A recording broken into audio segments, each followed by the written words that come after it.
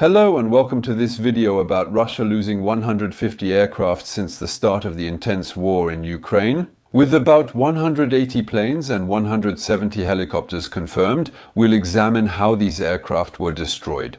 Whether they were shot down on the front line by shoulder-launched Manpad missiles, whether they were shot down at long range by long-range air defense missiles or even intercepted by Ukrainian planes, whether they were hit on the ground by cruise missiles or long-range drones, or whether they were destroyed by local attacks using small drones that took off directly from the areas around Russian airports, or by sending commandos directly onto Russian airports to destroy the planes and helicopters there. First of all, we have to note that Ukrainian air defense as well as Russian methods have evolved a lot since the beginning of the conflict in February 2022. Russia carried out missions to destroy air defenses in order to gain control of the skies. This forced Ukraine to concentrate its equipment on its strategic centers, such as ammunition depots, military bases, airports, and decision-making centers, like cities. Meanwhile, the ground forces mainly defended themselves with portable surface-to-air missiles, like the Soviet Igla or the Stinger.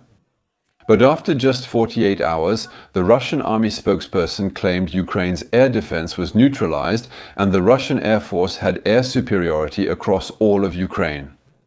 There is freedom of action, the ability to conduct deep strikes, and no Ukrainian aircraft can take off or operate anymore. Actually, that's completely false. Ukraine retains many heavy systems, as in 2021 Military Balance reported they had hundreds. OSA Estrela has a range of up to 10 kilometers, and there are at least 40 S-25 systems with a 25-kilometer range, some modernized, others in reserve. Then with 70 Buk systems, whose range can go up to 35 kilometers. Most notably, up to 250 S-100 systems in various versions could destroy targets up to 150 kilometers away. The Russian announcement is clearly presumptuous, since they couldn't have destroyed all that air defense so quickly, especially when they're still losing planes and helicopters every day. And we'll see later that this claim was actually completely false. So, if we focus only on the planes, by late March, Russia had lost 22 fighter jets, including 11 Sukhoi 25 close air support aircraft and 4 Sukhoi. 30 SM, which are mainly responsible for defending bombers against possible enemy aircraft, but also 6 Sukhoi 34 fighters that carry out these strategic-level bombings and are the latest generation aircraft that Russia has. These significant losses are mainly due to soldiers using man-portable air defense systems, since Russian planes then had to fly directly over targets to aim. They only have unguided bombs like cabs or just rockets. But the problem is that by flying low and slow, these planes become an easy target for the Ukrainian defense, since you just have to shoot at them from the shoulder. Here, we see damage on a Sukhoi 25 that still managed to return to base. Before we continue, remember that sponsored videos about Ukraine help raise funds for humanitarian efforts there. Ad revenue supports these actions. Alright, let's get back to our topic. So, what we can point out. When we look a bit at the Russian method at the beginning of the war, we see that they're really using techniques that were abandoned in the 1990s in all NATO countries. That's what we did in the first Gulf War in 2011, and the Americans had already stopped doing that because they were flying very high and had guidance systems, laser designation for bombs that fell with much greater precision, so logically they put themselves in much less danger.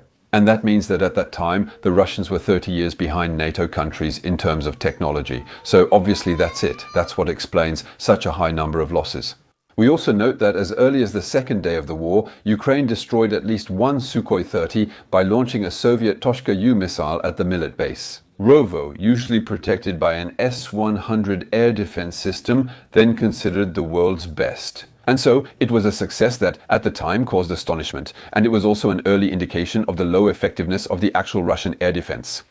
Starting from April 2022, with air superiority still not achieved and losses remaining high, Russia simply gives up on having its air force cross the front line. And so the aircraft are concentrated on directly supporting ground operations, which reduces losses but allows Ukraine to more widely redeploy its air defense systems. Since they're now getting foreign systems, including more S-CENT, as early as April, Gradually, they will get more advanced and effective equipment from their partners. Notably, the German infrared imaging system, TAIL, thrust vector controlled, began in October 2022, followed by the NASAM from the United States and Norway in November. And the redeployment of these very long-range systems will now allow them to shoot down aircraft of strategic value, and more simply, fighters that are directly involved in bombing operations. Like the Il-22, which offers advanced command and can act as a communication relay, even though it usually remains in the rear.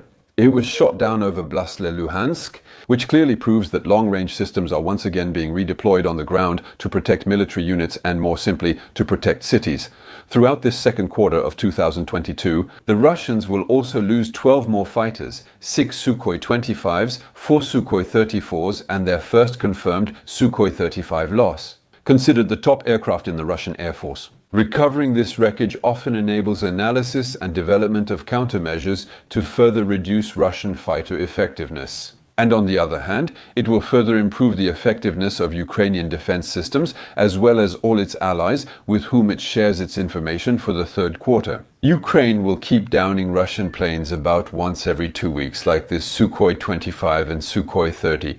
But they also managed, for the first time, to carry out large-scale strikes deep inside Russia, with missiles launched at the August 9 near Saki in Crimea on August 9.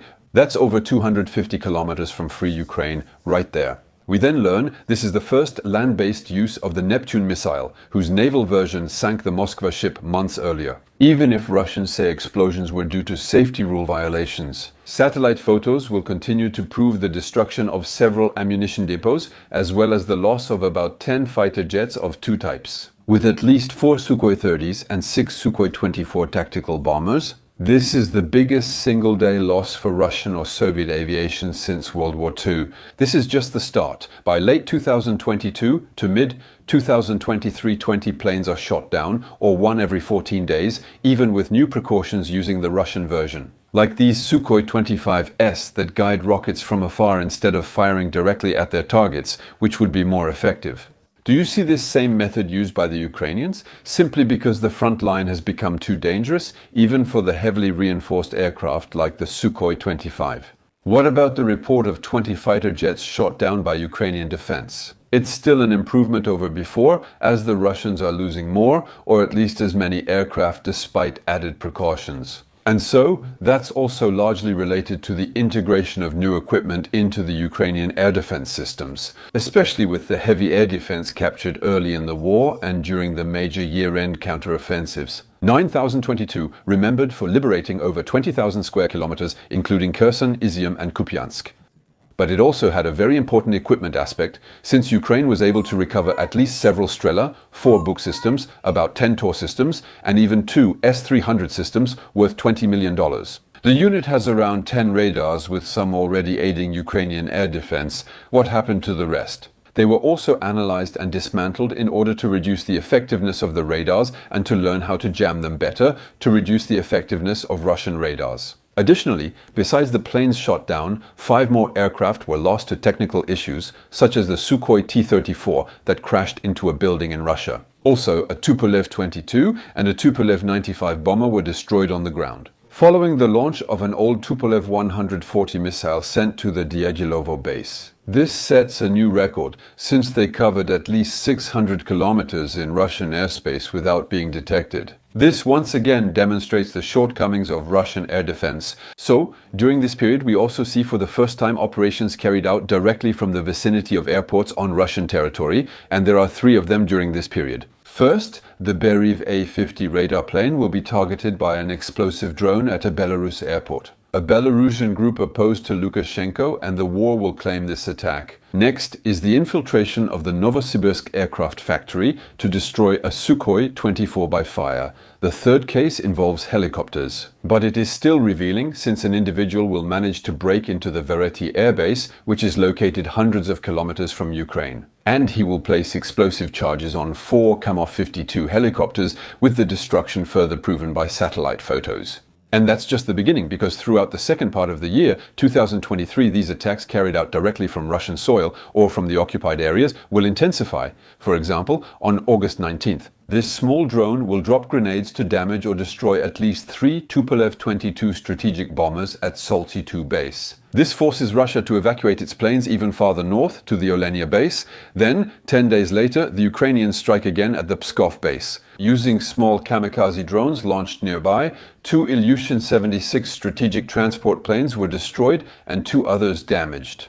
And each time we have drone footage and then satellite images to confirm these losses. Since April, after Ukraine received American-made Patriot batteries from partners, several planes have been downed. It will be able to pull off a huge move as early as May 13, since they will start threatening Russian planes over Russian territory, and more simply, when they cross the border. There, Ukrainians will down 5 Russian aircraft within minutes, right over Russia, losing a Sukhoi 34, Sukhoi 35 and 3 Mi-8 helicopters within minutes. So, in June, they will also receive the Franco-Italian Mamba Samp-T air defense system. This has caused Russian fighter jets to keep even farther away, making them rarer, and 9 have been shot down in the second half of the year. 2023, especially December 22, when 3 Sukhoi 34s were shot down in one day.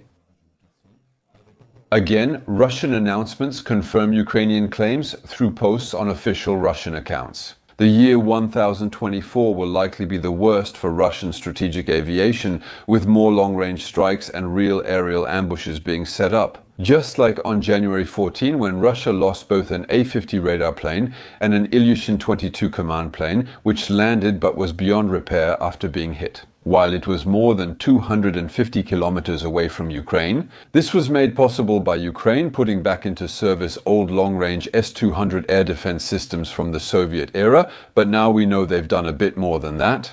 They turned on the Patriot radars, which normally have a shorter range, so the Russian planes, they got closer to a distance that was considered safe relative to the Patriot. The Ukrainians combined the Patriot radar with longer-range S-200 launchers, allowing them to successfully achieve their goal.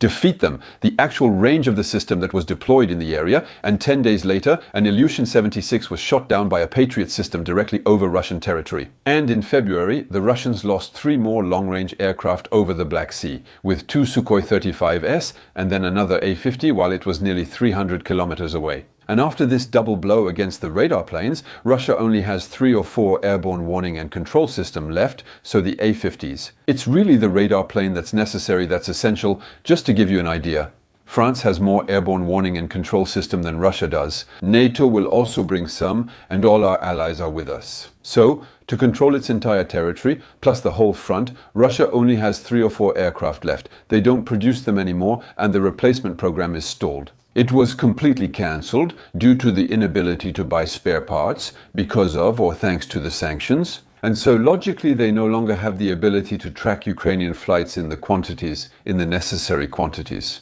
That's also why they can't see the Ukrainian missiles and kamikaze drones anymore. And the hit rate for the missiles and drones launched by the Ukrainians deep into Russian territory will also increase from this period on. Simply because the radar planes, which are at high altitude and are the only ones that can see the missiles flying very, very low, well, they don't have enough of them anymore. As a result, from May to June, 5 more successful attacks targeted Russian airports. And we have evidence of the destruction of at least 8 planes, including 2 Sukhoi 34s, 2 MiG 31s, and for the first time, a Sukhoi 57. Which Russian plane is considered the future of their aviation, but isn't deployed on the front lines, likely due to insufficient stealth. And here, it's true that this is a huge setback for Russia, and I refer you to this video, which was entirely dedicated to the Sukhoi 57 and its troubles. So, in light of all these setbacks, Russia is moving its planes to bases that are increasingly farther away. And it no longer allows its strategic aircraft to fly within range of Ukrainian air defense systems.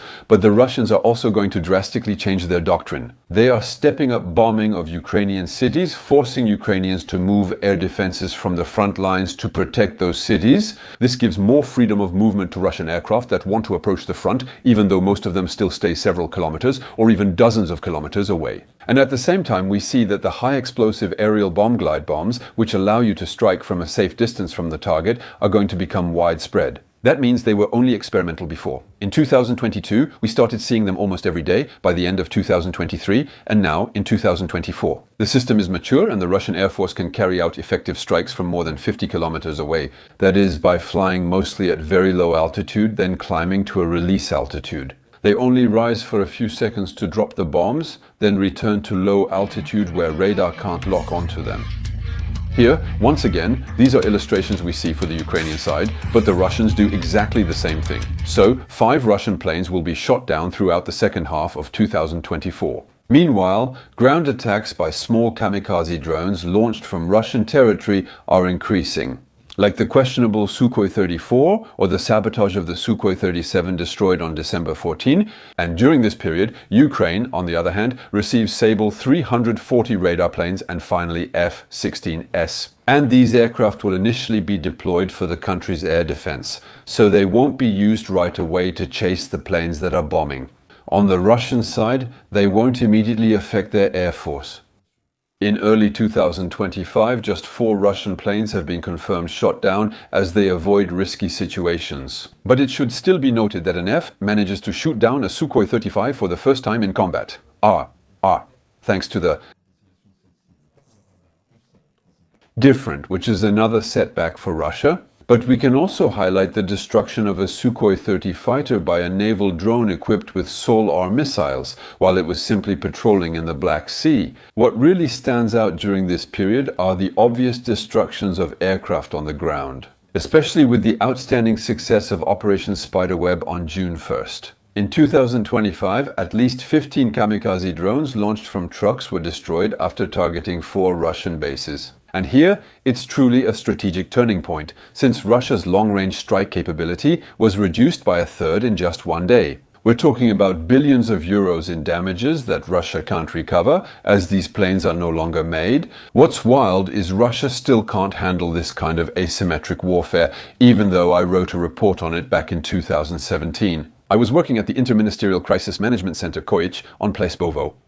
I created a report about feedback and the rise of drones in this type of warfare, especially in the Levant. Well, the Russians had lost a Sukhoi 24 on the base, attacked precisely by those jihadist rebel groups that were there. So, they had a first case, then a second case in 2022, and other cases kept happening over time. And they still haven't put any kind of measures in place, even though they're in open war with a country that keeps repeating this kind of operation. So let's be clear, we are also incapable of defending ourselves. The only countries that have developed effective methods for intercepting and destroying drones are possibly the Ukrainians and now the Russians, who are starting to try to catch up a bit, because until now they didn't feel threatened. But for us, we have an obligation to catch up with them. But the Russians, for their part, had done almost nothing to protect themselves until now. Also during this period, we can note the loss of 6 fighter jets. A Sukhoi 34 on the ground as a missile attack from Ukraine targeted Marinovka base on June 30th.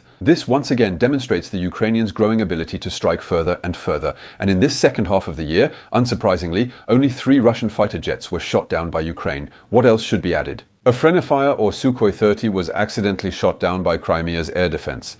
I haven't mentioned this before since it isn't something Ukrainians can be credited for. It's more a case of poor organization on the part of the Russians, but we can prove the loss of at least 12 planes and 5 helicopters due to mistakes by their own air defense. Just in Crimea, and just for what's available in open sources. So, this number is only for the Black Sea. You can check out this article from The Insider, which is really well done. Logically, we can assume this applies across all of Russia. Friendly fire incidents must be much higher than what appears, especially what only shows up in the southern area. So, we can also point out that there have been 3 sabotage incidents by infiltration on military bases, and here you can see 2 Sukhoi 30s that were destroyed on December 21st. Additionally, 4 confirmed destructions by long-range drones now allow missiles to be guided until the last second, targeting a MiG-31 and an airborne warning and control system. This visual feedback is so quick it lets you hit transport planes even as they're taxiing and about to take off, as shown here. Even an extreme case involved a long-range FPU-N drone being guided to impact a helicopter while it was flying well behind the front line. And we can also highlight the destruction of this maritime patrol aircraft, which was the prelude to the attack by an underwater drone directly in the port of Novorossiysk.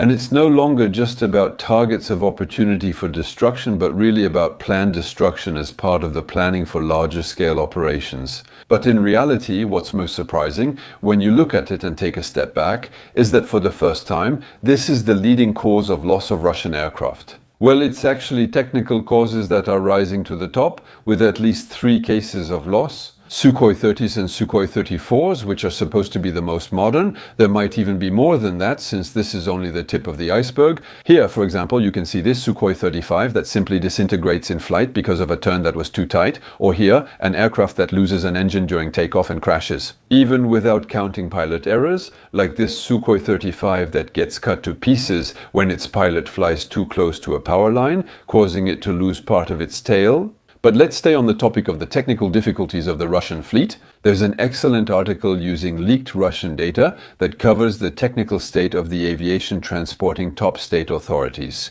And according to this data, there were 119 technical failures, including 55 in flight, in just the third quarter of 2025. This mainly concerns sanctions impacting much of the equipment on Russian aircraft, for which no alternatives exist, even on Soviet or Russian-made planes. Here's a brief list of these systems. Since February 2022, we can count 28 military aircraft lost to technical issues based on Russian data. And knowing that they're trying to cover up these facts, obviously the real toll is certainly even worse, so you see the analysis of these losses. It allows us to see the incredible evolution of doctrines and equipment, with a real race between the shield and the sword on the other side, with several different periods. First, the period during which, mainly while they are flying over the front line, then the planes retreat and must fly missions from farther away to avoid being shot down, reducing support for ground troops. Meanwhile, Ukraine has struck targets farther from its territory and carried out more successful operations from inside Russia.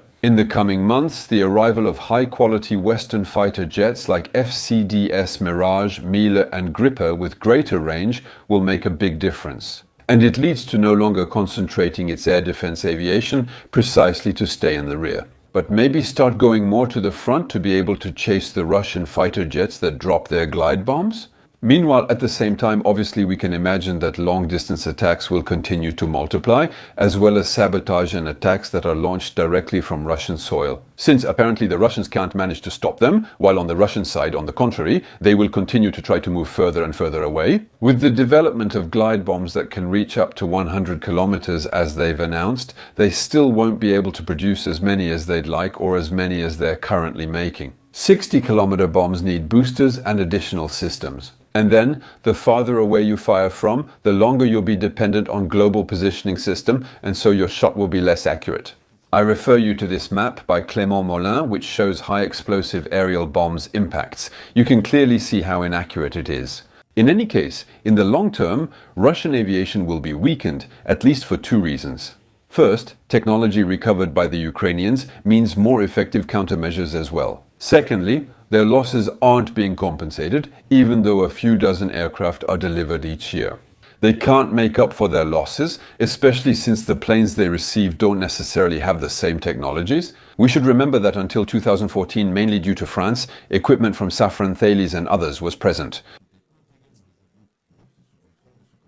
The subcoils, navigation systems, screens and optics were French, which is why they lost contracts. For example, Indonesia, where they were supposed to export standard subcoils, but when they lost access to this equipment with the arrival of sanctions. Well, the Indonesians no longer wanted the equipment, Russian planes with Russian equipment, simply because they're of lower quality, so the planes that Russia receives today. A subcoil made today doesn't match the quality of a subcoil that would have been delivered in 2014. Structurally, it shrinks and becomes less efficient. And then, facing them, well, we can hope once again that the increase in FS Emeralds 1000 and Gripens, with, maybe why not, the Meteor missile, which has the longest range in the world. Well, that would make it possible to remove Russian aviation from the immediate area of the front line. Why not, especially if there were operations like Sky Shield, in which Western planes in Poland and Romania would be able to hunt down Russian missiles over Ukrainian territory. 63% of French people and similarly Europeans support this operation. Well, if we commit to intercepting the missiles that target civilians every day, it would be like a kind of musical chairs. Ukrainian planes could move aside and be more effective on the front. And so, in this context, it would allow for better defense of the front line. There you go. I hope this video... Links are in the comments. If you have questions, subscribe. Happy New Year and see you soon.